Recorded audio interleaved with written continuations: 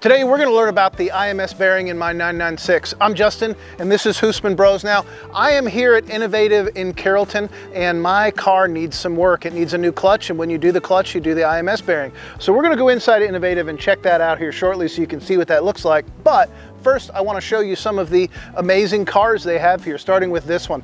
These guys do race prep. This is a great 911. I'll admit, I don't know what year it is, but I don't think it matters. It is a real race car, caged out. It's got the fuel cell and the whole 9 yards.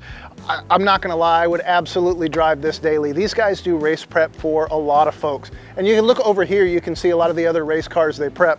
But let's go inside because they have some amazing things inside, including an RWB Porsche. Let's go check it out. So we start here inside Innovative with my car in very good company. We have a GT3 up on the rack here. I think this is a little Boxster that's taken all apart, but obviously has seen some hard time. More Boxsters. This is another great little race car here. Here's my little race car, all taken apart. We'll get back to that in just a moment. Mostly Porsches here. I know that sometimes Charlie's arm can be twisted to be worked on a Rolls Royce, and there's other things here. Come check this out though. So here is something you really don't see very often. This is a Porsche 911 RWB. Now this is a body kit that comes out of Japan. The guy that puts these on will actually come out to you and put this on your car, but there's a 2-year waiting list, and the details on this kit are just amazing. We have the hood tie downs because it's fast, the ground effects, which are amazing. The color, I don't know what color this is, but I'm gonna pretend it's the same color as my car because that means we're closely related. The wheels on this, the rotiform wheels, are amazing with the wide body kit. The mirror on the wing is really, really great touch. And this is what I'm really into. The big fender, the big wheels, just a super cool car that you don't see very often. These RWBs are really, really rare. Great to see one here. We have plenty of other cars here. We have 944s.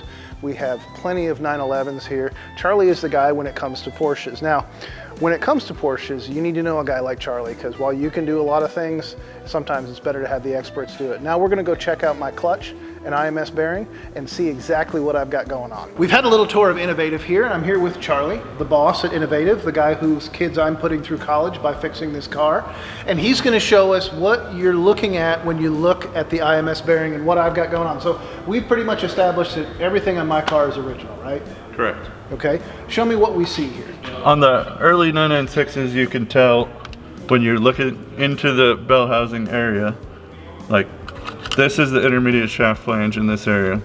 This one has a lot of clutch dust stuck to the flange, but I can tell by the nut here that it still is a 6-pointed hex nut, and it's an 8mm shaft in the center.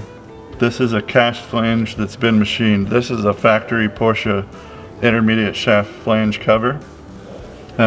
If you swap over to the L&N flange is a piece of billet steel that is machined all the way around it.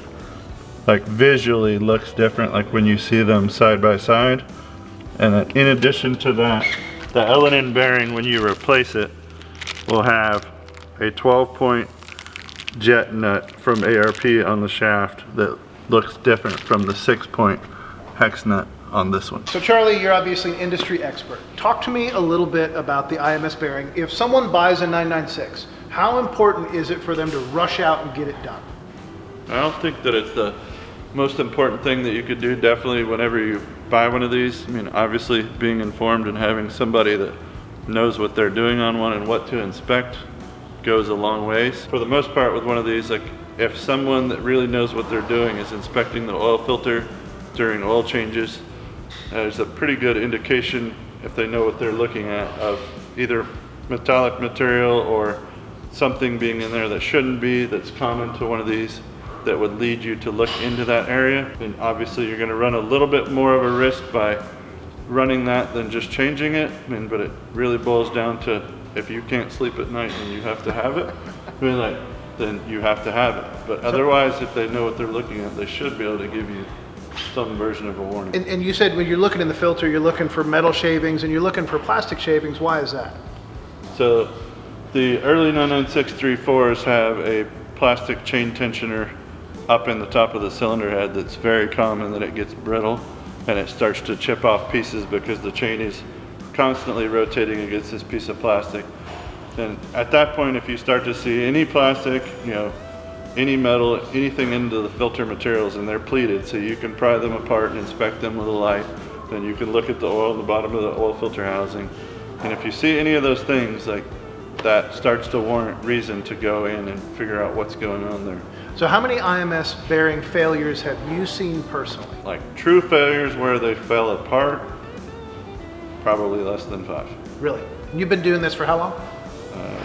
Close to 20 years. Okay, so I'm getting mine changed. So if you're the buyer watching this video, make sure that you know what's happening. And so there's a lot of other things we're doing while we're in there. I'm doing the flywheel because my clutch was absolutely worn out, so the flywheel got hardened a little bit. It's gonna make it grabby, so we're gonna change that.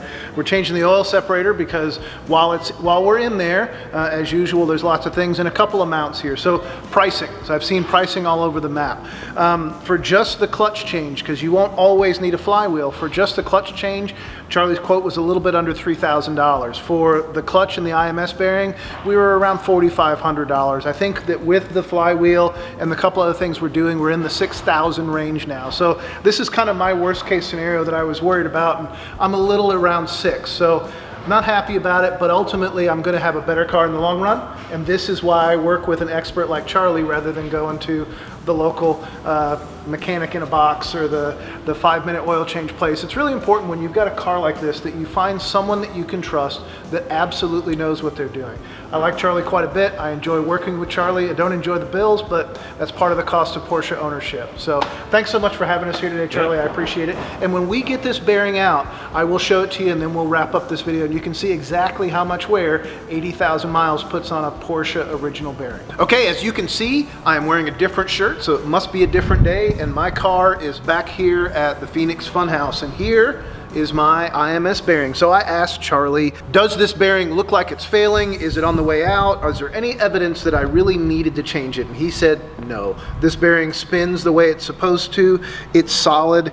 It is $800 worth of, I just had to do it because the internet says I did. In the end, all the things I had done cost me about $6,000. New clutch, rear main seal, IMS bearing, pressure plate, the air oil separator, the mounts for the transmission and the drive shaft. And so now this car runs and drives really well. But do you need to not buy a 996 because it hasn't had the bearing replaced? I would say you don't, because this one went 80,000 miles and it's doing just fine.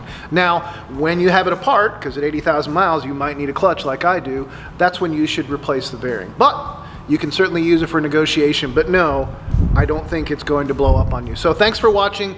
Thanks for following me on my used car 996 journey. Please subscribe and we'll see you next time.